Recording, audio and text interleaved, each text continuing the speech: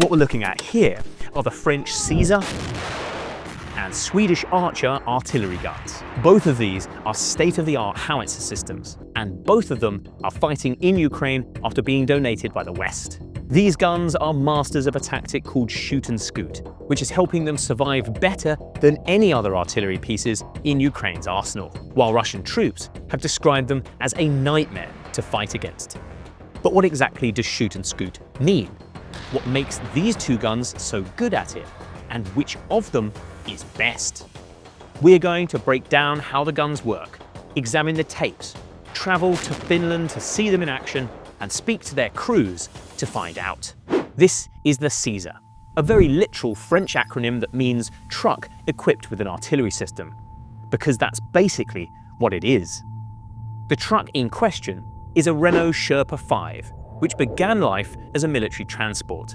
Engineers removed the truck bed and cover and replaced them with a 155mm howitzer, while keeping the 6 wheels and the driver's cab. This simple design makes the Caesar compact. It is just 30 foot long and 8 foot wide. It's fast, having a top speed of 50 miles an hour, and relatively cheap, around $4 million each. It is also very light, just 18 tons, which means it can be taken into battle by helicopter. The Caesar carries up to 18 rounds of ammunition stored in 2 parts. Shells are kept in containers on this side of the vehicle, while explosive charges are in similar containers on the other side. And down here is a metal stabilizer which digs into the ground to stop the gun jumping backwards when it goes off. There are 5 crew in total. 2 of them take the shells and load them into the auto rammer here, which rams them into the gun.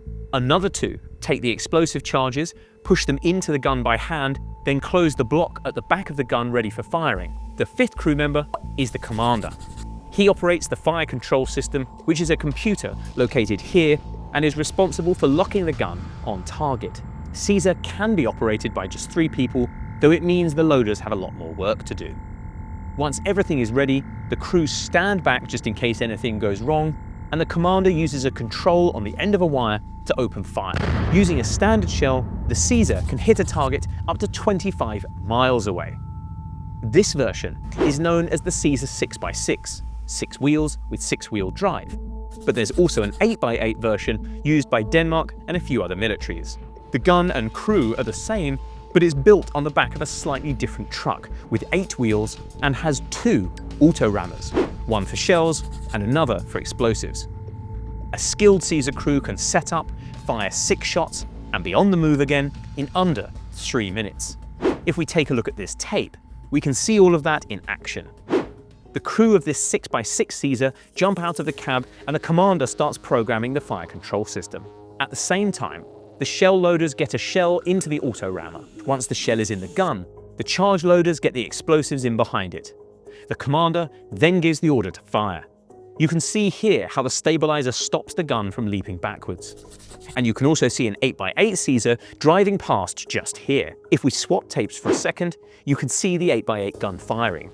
This view gives you a better idea of how the auto rammers work. Again, the commander gives the order to open fire. With the mission complete, the crew loads back into the cab and drives off. Next up, we have the Archer.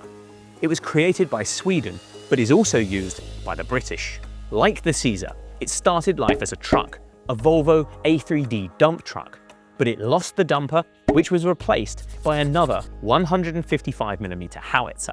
The driver's cab was reinforced with extra armor and bulletproof glass, and an armored cabin was placed around the base of the gun to contain the shells and explosives. It is shrouded in barracuda netting, which is woven with special fibers that can fuse night vision and thermal cameras. And it has a weapon mount up here for a machine gun or grenade launcher that is operated from inside the cab. This makes the Archer longer, wider, and heavier than Caesar.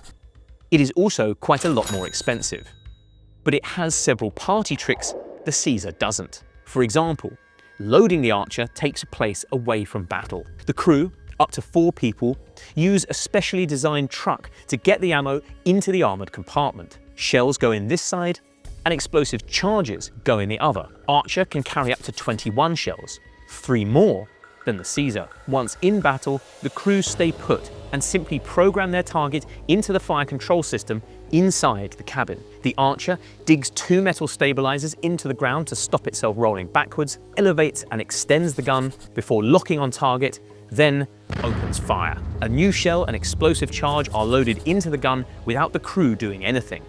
And then the Archer is ready to fire again. All of that happens in double quick time.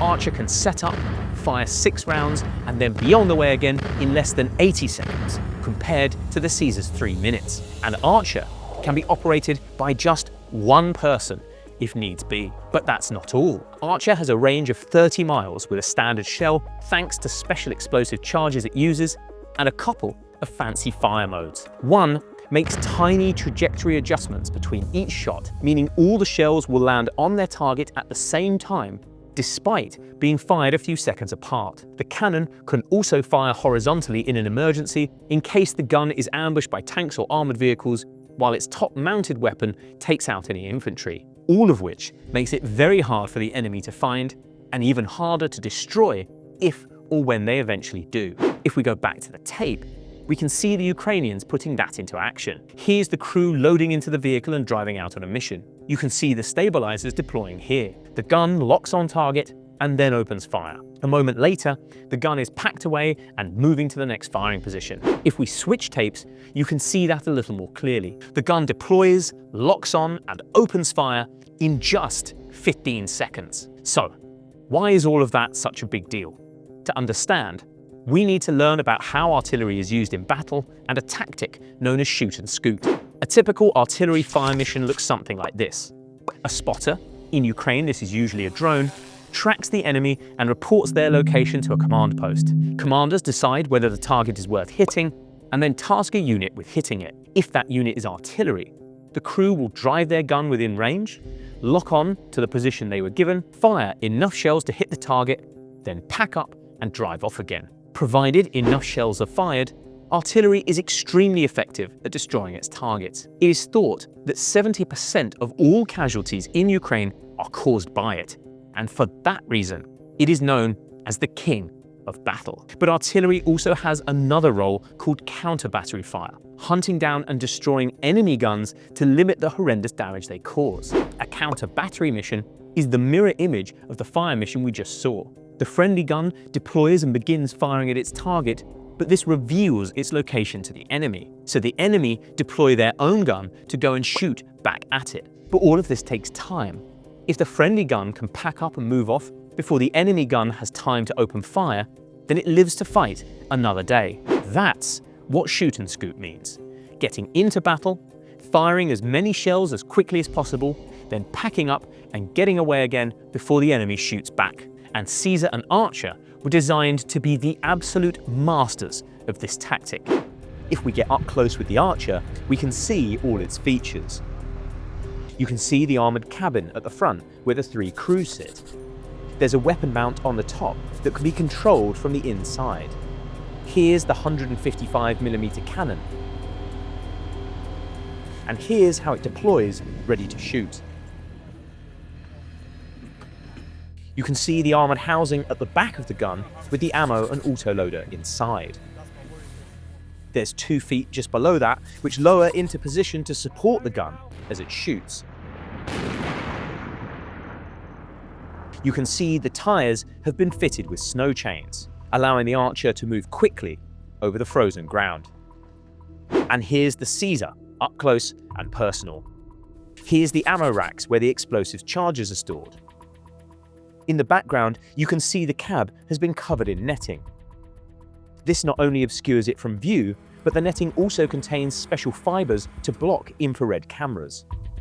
Over here, you can see where the shells are stored, and in the background, you can see the gun lowering into the transport position. You can see this Caesar has also been fitted with snow chains to tackle the frozen terrain.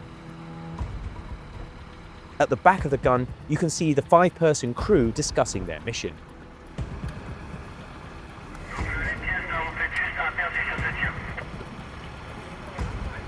Here's the block that lowers into position when the gun is ready to fire.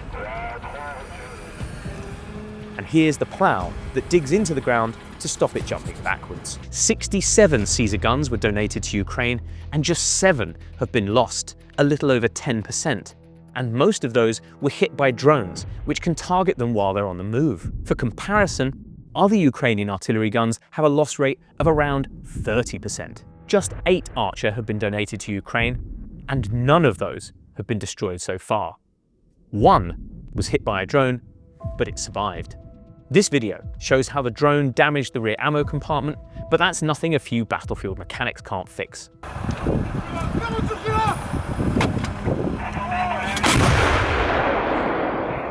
It should come as no surprise then that the Russians describe these guns as a nightmare to fight against, and very few of them have been destroyed. If we look at this footage from a NATO live fire drill in Finland, we can understand why.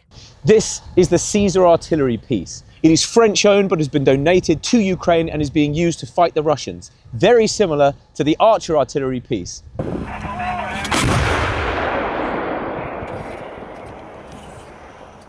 Firing at full range, it takes an artillery shell a little under a minute to hit its target.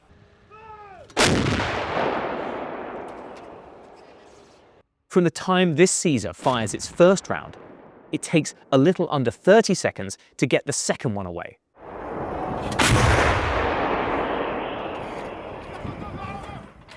Meaning the first shell is still in the air. In fact, it's not until the crew are loading the third shell that the first one even hits the target.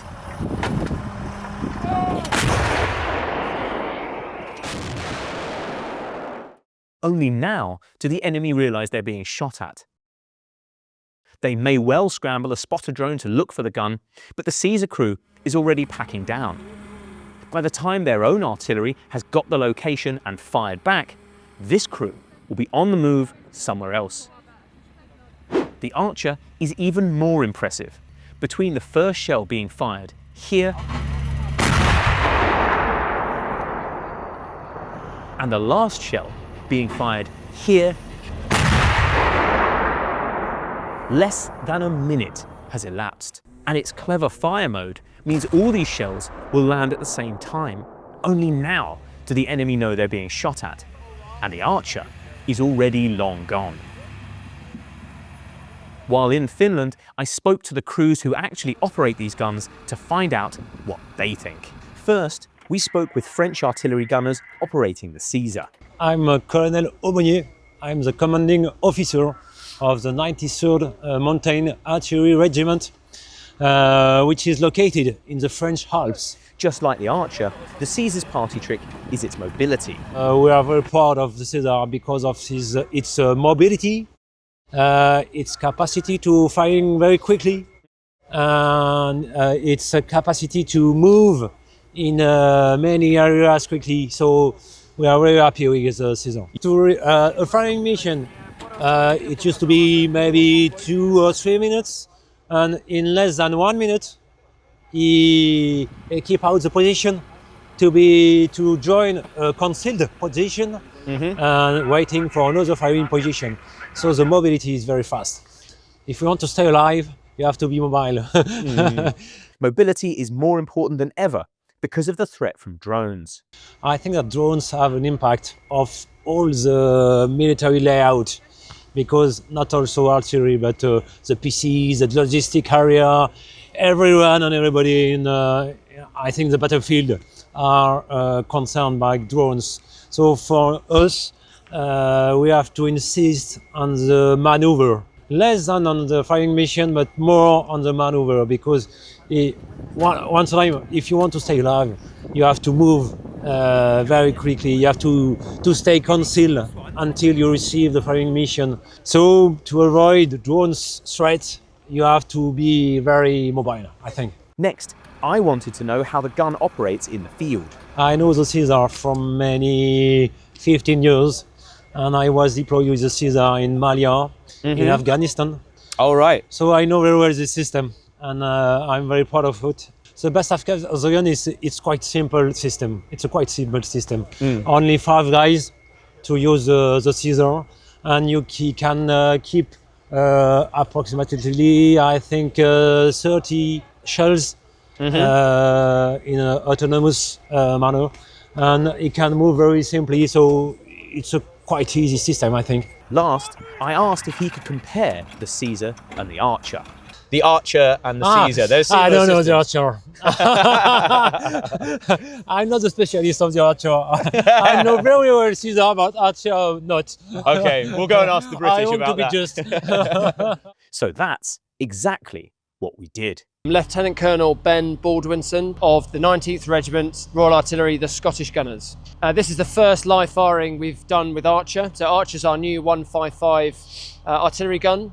So we've bought it from the Swedish. We've had about a year worth of dry training, converting our soldiers to drive, fight and operate the vehicle. And here's the first time we've actually had a chance to live fire it and really put it through its paces in some pretty testing climate. Next, I wanted to know about the Archer's shoot and scoot capabilities. So I think the potency of the gun is its ability to fire and move very quickly. So the power of that means it can be, if it is spotted, then it's fired and delivered its ordnance, and then it's away and hard to then track and to acquire and then potentially be destroyed itself.